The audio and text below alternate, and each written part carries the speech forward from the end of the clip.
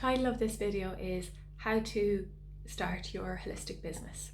And first of all, I'm going to say the steps and then I'm going to go into them in a little bit more detail.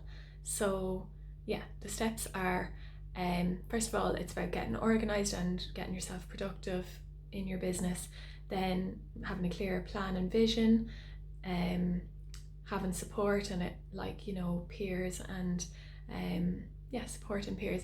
The next one is finances and legalities around insurance and things. Then it's niche, who you want to help, and then it is about your offer, and then it's about where you're going to put this online, for example a website, even a one-page website, then having an email list, then visibility, so non-social media and social media visibility. So those are the 10 things I'm going to talk about. I have my notes. So the first thing is around getting organized and productive, and the reason I start with this is because unless we make time for this to work on our business, it just life just keeps happening and it doesn't happen. And so especially if you're working full-time or busy, then I understand that this is usually something we're doing that feels quite fulfilling and we want to get it going and all of that. But if it's not scheduled and put into your calendar time specifically to work on my business, then and you need to keep those appointments with yourself the same way you would if you had something scheduled with someone else, because otherwise time just evaporates. Okay, so I am starting with that in terms of get organized and productive. And some really nice tools here can be, number one is Focusmate. So Focusmate is a co-working website. So you schedule a session for 50 minutes, 50, and someone else appears, it's like Zoom, and then you just click the button and someone else appears. You say what you're going to work on, and then you work on that, you mute, and then at the end you say what you worked on. So it can be really good to schedule some of those, and that's free for 3 sessions a week. Another great thing is starting capturing your ideas and putting them into your Google Drive into folders. So it's like, oh, I might like to do a workshop about this or about that. So start some different documents, and I know we have probably 10 million different notebooks, but start to put them into Google Drive, because then you can search and find them, find your ideas when you need them.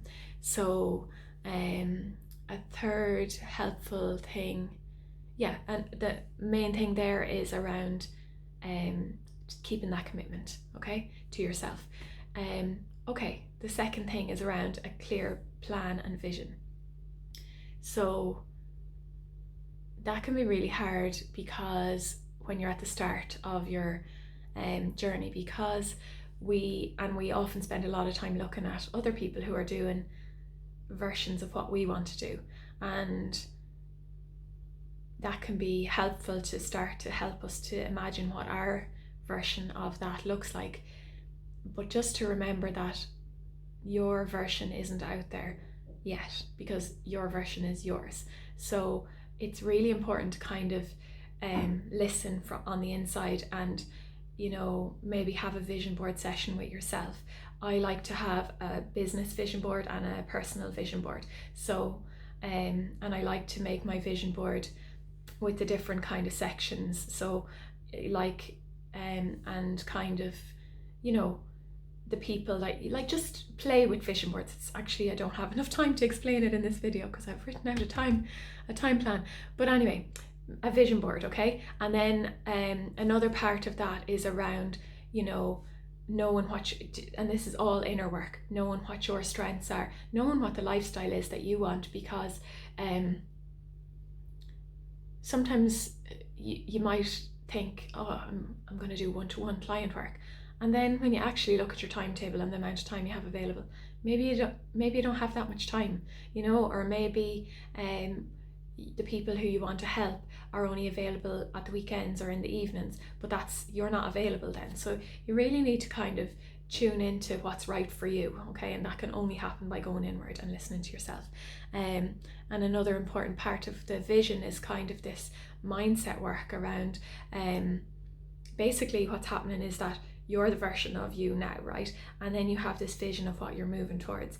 But like, a lot needs to happen as you start to embody and become that new version of yourself, you know, and that next version of yourself. So often as we're in this kind of starting phase, it feels like this kind of quite a lost feeling of like old ways fallen away and kind of, but the new version of me hasn't emerged yet. So yeah, just to be aware of all the inner work that needs to happen is a really important part of it.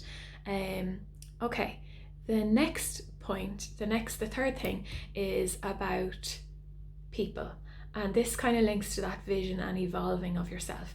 It's really important that you have people around you who are on this path as well, because it's very hard to be the odd one out completely and going against kind of doing something totally weird and different, which is probably what we're all doing here if you're on my website. But you know, it's helpful to start to get some peers, get some friends. Maybe it's people who you've done courses with. Maybe it's when you're attending courses or workshops, you start to kind of say to people, do you want to have a Zoom tea together? And you just chat about your business.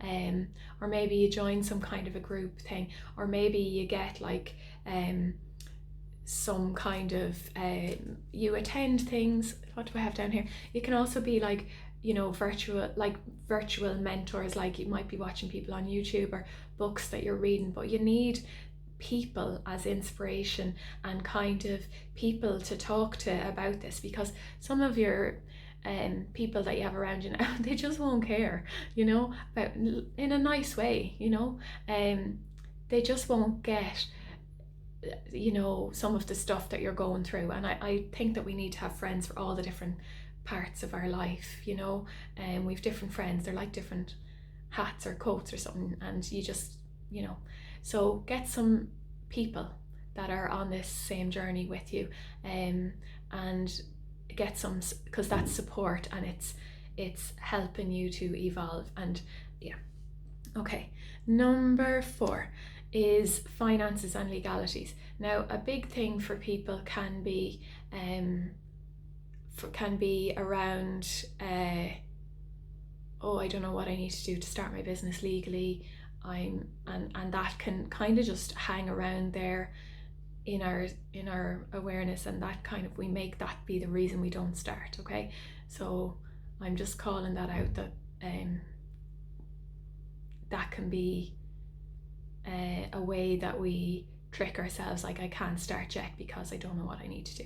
So the answer is obviously to figure out what you need to do and then enable yourself that you can start. Okay, and that's a bit straight talking now, but anyway, okay, so a business bank account, yeah, just go in and set that up, or else you have to do it online, I think, at the moment, but anyway, and a paypal.me account. So you set up a PayPal account, and then there's a website, a part of it called paypal.me. So it's like a personalized link. So my link is paypal.me/Ciara Bruton, and I can just send that link to people and they pay me.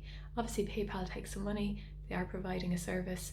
There are like a bank transfer, people paying you by bank transfer is cheaper, but you know, convenience is also convenience, and it also, yeah, so that's an option. You will need insurance. I know that there's 2 places that a lot of people go to, from what I've heard, is OBF insurance. OBF insurance has something for counsellors and therapists, and I know that the other one is Burke Insurance, burkeins.ie, and from what I understand, it can be around €150 a year for insurance. Yeah, the other thing within this bracket is kind of the stuff around money and pricing and money mindset and all of that kind of thing, and security and everything like that. So that is security, like, you know, this whole thing, like going all in with your business and all of that. Like, I mean, from my experience, if you're worrying about making money from your business straight away, you're putting huge pressure on yourself and you know, the basic human needs of having enough money is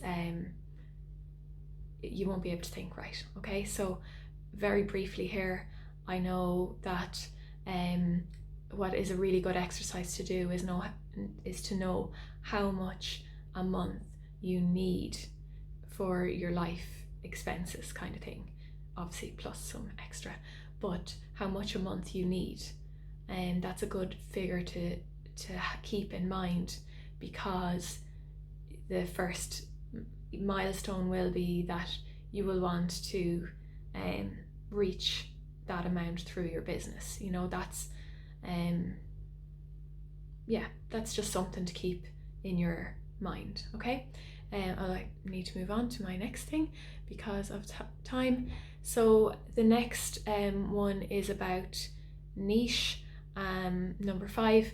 And so here's where this is a really big topic, but basically we qualify from a course as we have something like, we qualify as a coach or as a healer or Reiki practitioner, mindfulness teacher, whatever it is, and we are obviously in love with our modality, and we know that it can help everyone, and really everyone can benefit from it. Okay, totally true. Here is the business perspective. Okay, if we try to market to everyone, then we're speaking to no one. So we can help everyone, but we can't market to everyone.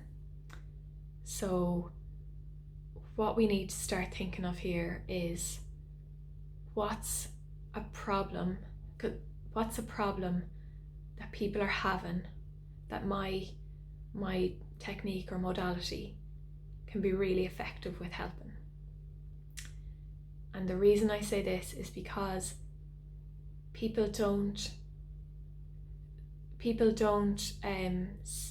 Google how to make my life feel more fulfilled, how to feel happier, well, they do. I've definitely Googled that myself, but you know, there'd be a lot of results. Okay, so that generally people are searching for help when they have a problem, and generally that's when it's like the circumstances or whatever has happened, it just reaches a point when they're like, I need to get help. And that's where we come in, and we need to remember that we need to first of all start thinking, what would people Google to find the help that I want to offer? Okay, so it would be worth you brainstorming down problems, everyday life kind of problems that people are having, that I know my modality would be really great at helping. Okay, so just brainstorm them down. And another place to kind of reflect on this is kind of look at the theme or what's happened in your life that you've learned the really hard way, because usually that's what we're quite passionate about helping people with. There's a thing around you serve or you help from your deepest wound, you know? And so maybe looking again at that list and kind of starting to see what you feel the most passionate about helping in the world. Okay,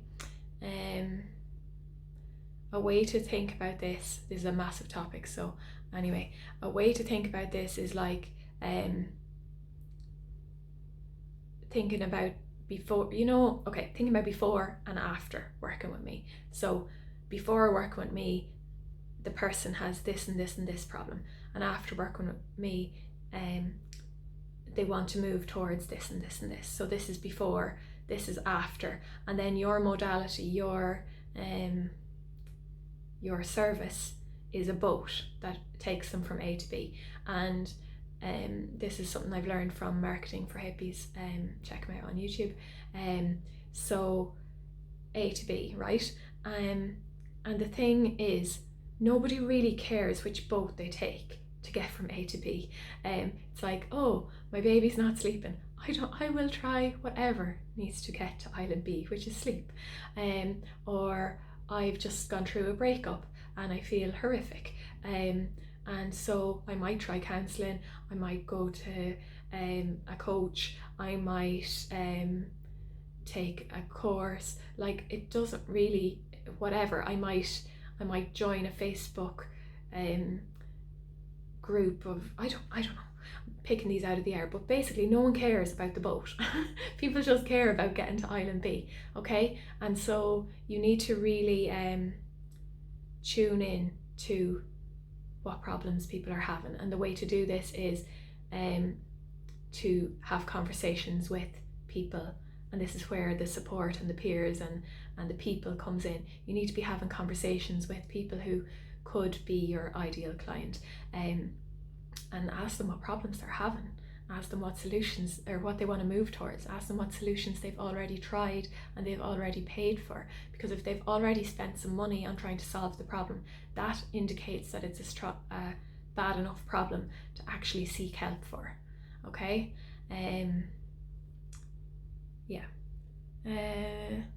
When people often talk about here ideal client, sometimes we go into a spin thinking about demographics, and so we're like, oh, it's women aged whatever to whatever who, you know, have children, who are working full time. Okay, so though there's a huge variety within those, there will be some common challenges that they have, but there'll also be a huge variety in the challenges they have, and that kind of thing can be, thinking of it solely in a demographic can be kind of exclusion, because there's some people who don't fit into any specific kind of thing like that. So a better approach is to think about the problem I solve for and with people. Okay, problem, keep on thinking about that. People buy solutions to problems. Okay, I have to move on. The next one is number 6, is offer. So when you figure out what problems those people have, then you ask them and co-create and come up with what solution they'd want, like, and what you want to get to here is the minimum viable offer. So the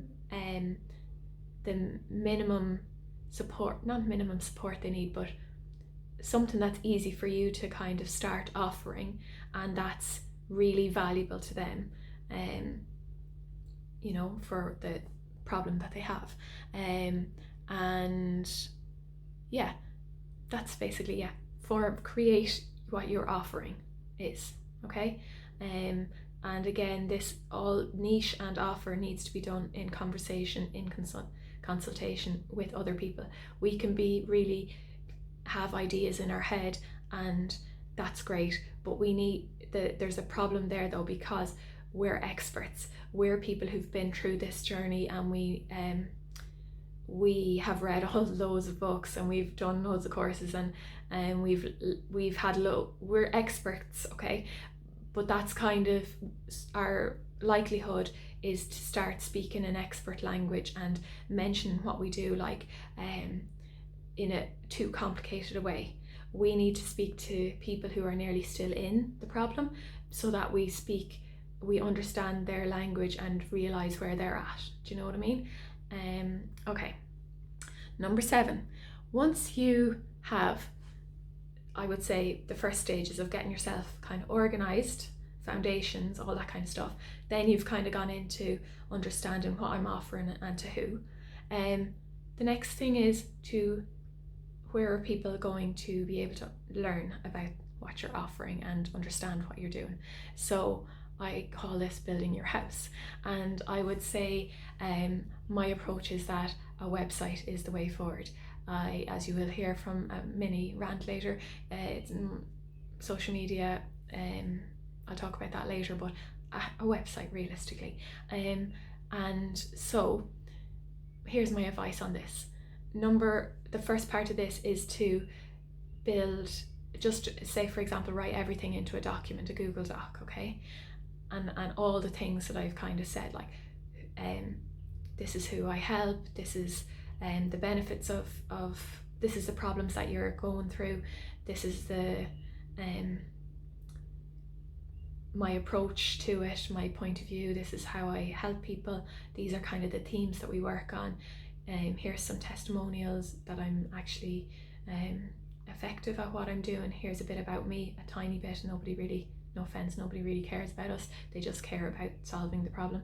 So a bit about myself and my, background, just so that there's an element of trust.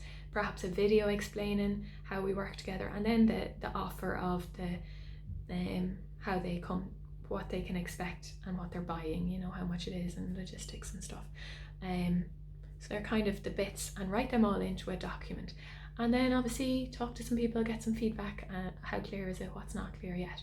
When you have that clear, then you are ready to seek a website. I would recommend really a one-page website is totally fine to start with.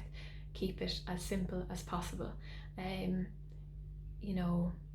One page is fine, or else a few pages with a few paragraphs on them. Doesn't need to be elaborate. We all look at everyone else's website, and they've been doing this years, and people tweak their website like often, because this is an emergent process. All of this business stuff, it's like stuff you don't get it all clear at the start. As you work with more people, you clarify, and it's co-creation basically with life. Okay, so don't look at somebody's 100th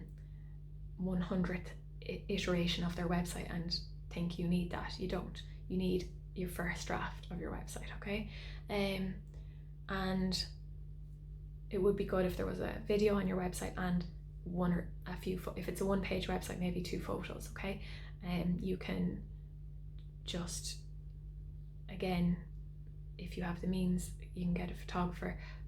I got my friend we just pushed all the stuff back in the bedroom and set up the kind of desk to look nice, and she took a few photos of me. It was awkward as hell. Doesn't matter, photos are grand, it doesn't have to be complicated.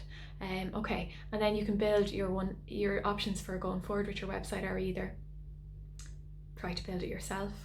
Squarespace or WordPress.com are quite easy. Not quite easy, sorry. They're not easy, but they are learnable. Number 2 is to maybe have someone around you that would help you or work with you on it, or YouTube videos figuring it out, or else ask someone to build it for you. If you've been in business for more than 6 months, there is a grant available from the local enterprise office for 2,700. You can get a website up to the value of €2,750, and the government will pay half the amount and you'll pay half the amount. So that is the one page, or that is the website. Okay, before your website is done, there is nothing stopping you from getting started. This is why I say write it all into a Google Doc, for example. You can make that shareable, that you can share that link with some friends and family and all that kind of stuff, and people can read more about you there. Okay, it's not doesn't need to hinder you from getting started. Okay, and getting experience. Number 8 is I really recommend having an email sign up to my newsletter kind of thing, because sometimes people come to your website and they think you look cool, then they forget about you, or it's not the right time for whatever reason, or else they need to get to know you over a longer period. So have a place that people can drop in their email address and that you keep in touch with them, every 2 weeks, every month, it doesn't matter, but it's a way to form an ongoing relationship. And in my opinion, all roads should lead to your email list. Join my email list, join my email list, join my email list. And that's where you give your best stuff. Maybe you share your blog posts, maybe you make a video for them once a month, whatever, it doesn't matter, but they are your people that you really nurture and give good stuff to. You really serve them. Okay, 8. Number 9. I'm at 28 minutes. If you're still here, fair play. Number 9, there's just this and one more. Visibility. Okay, there is the word marketing. That's great. I like to say the word visibility because marketing sounds like, well, there's a lot of bad marketing out there basically. So visibility is simply letting people see and know what you have to offer. And we need to be really careful here, I think, to reframe it from the sleazy kind of bad marketing into I have got something that's really helpful to people who are having this challenge, and I'm just going to make sure that I am visible and that people know that it's an option for them. And we do this through being helpful.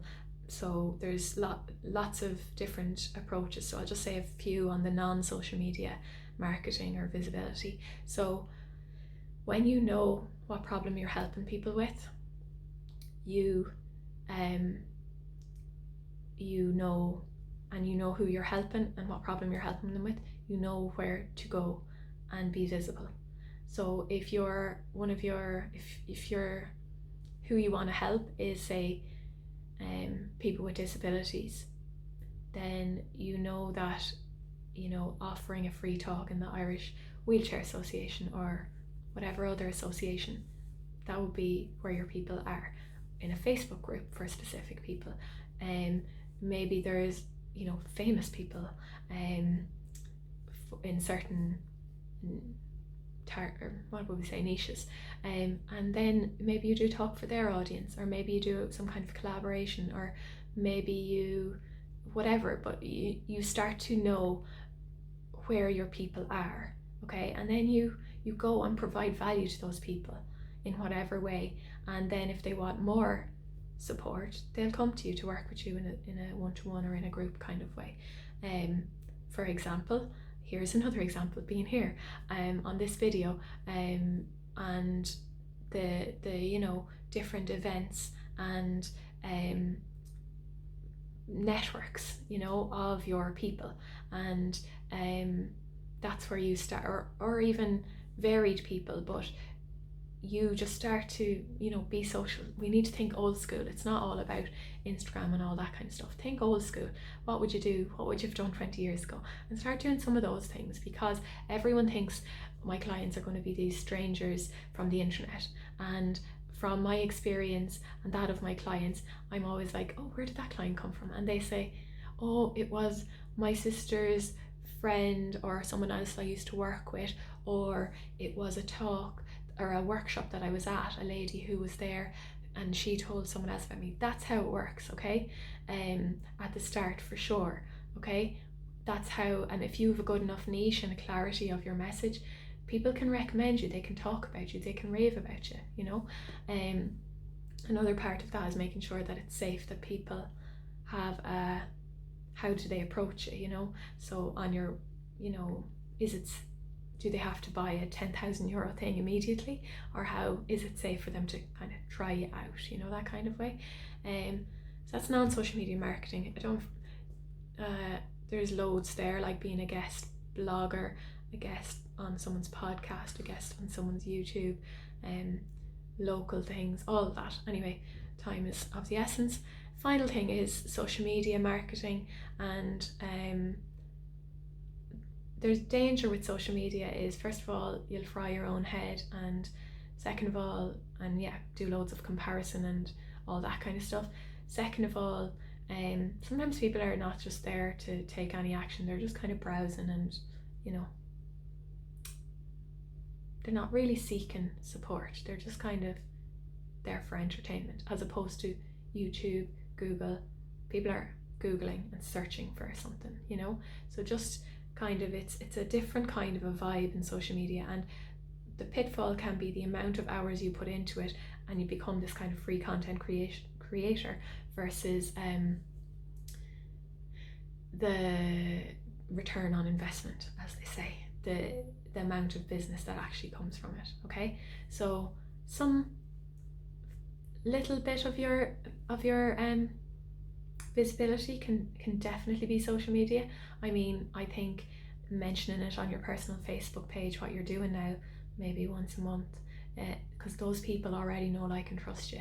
But trying to grow a big audience and all this kind of stuff of all these strangers and forming a relationship with them, like, that takes a lot. Don't be under any illusions, and if it's your way, absolutely go and do that, but it takes a lot of time and energy, so just be aware of that. And it can be a great place though as well for that kind of networking and getting to know people who are in the same, or who are leaders in the area, in the niche that you are in. They mightn't be solving the same problem. So for example, if it was someone who's helping people with, or helping mothers with I don't know, babies getting to sleep, I really must think of better examples, then you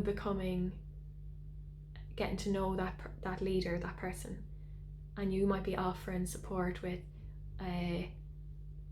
for mothers with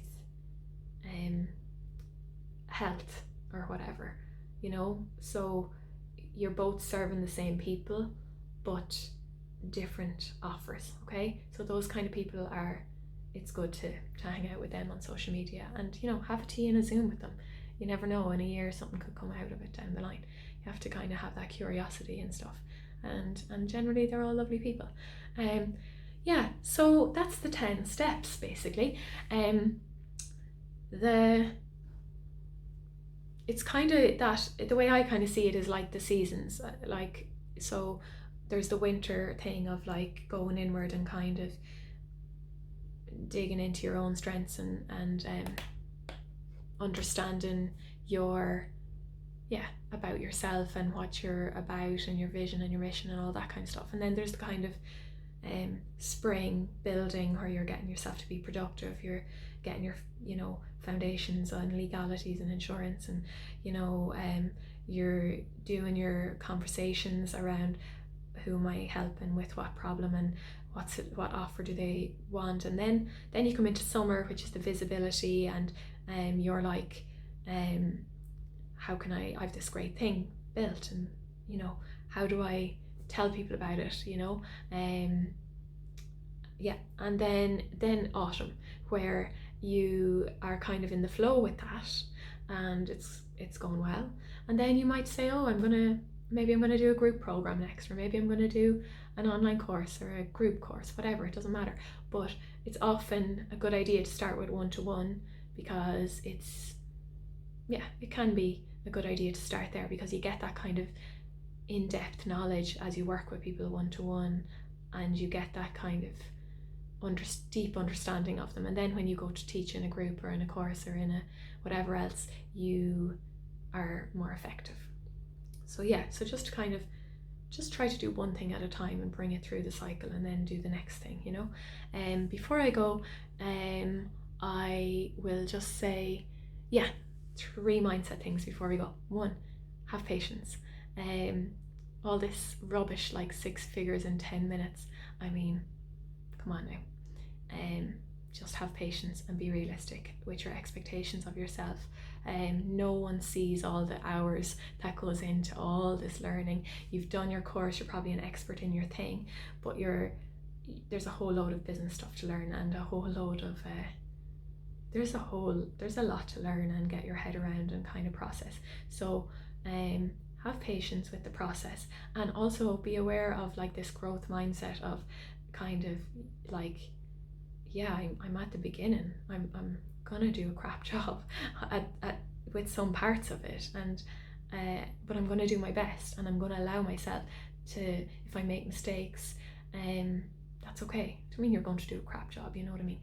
I'm going to make mistakes, I'm going to mess up, I'm going to say stupid things like that, and I'm going to keep going, and it doesn't matter, you know. So just have that kind of compassion for yourself, and it's a huge growth in learning. It's a huge self-development thing. Like, I mean, it would actually it'll be, I mean, this is why you need that support. You need those peers, you need, you know, mentors, you need help, because there'll be days when you're like, what am I even doing? Like, who am I? What am I? Why am I doing this to myself? Okay, there's gonna be days like that. It's hard. It's growth, you know. It's hard. It can feel hard, but it's also just like, it's transformational. You're evolving who you are and your skills, and you're growing. Like, it's unreal. It's amazing. Okay. One final word of warning is, like, be careful of staying in the learning phase and doing more and more and more courses instead of actually applying and getting real experience. Learning versus doing. Just be careful of that, because it feels safer learning rather than doing and making mistakes. So yeah. Okay, I leave it at that. Thank you for watching and being here. My name is Ciara Bruton. I am passionate about helping holistic practitioners to get their business up and running with a mission of, I feel passionate to empower light workers to spread light and wellness and healing, because you know yourselves, well people brings better things in society. Oh my god, this is the awkward ending. I'm just gonna go now, but yeah, thank you for being here. I'm teaching courses with all this stuff in more detail. I work with people one-to-one, and I have good stuff on my blog, and you can join my email list if you want, because it'll keep you updated with all the bits and bobs and useful stuff. So that's it. Thank you, and yeah, well done for all the stuff that you're doing, because it's a journey and it's an important one. So over and out. Thanks.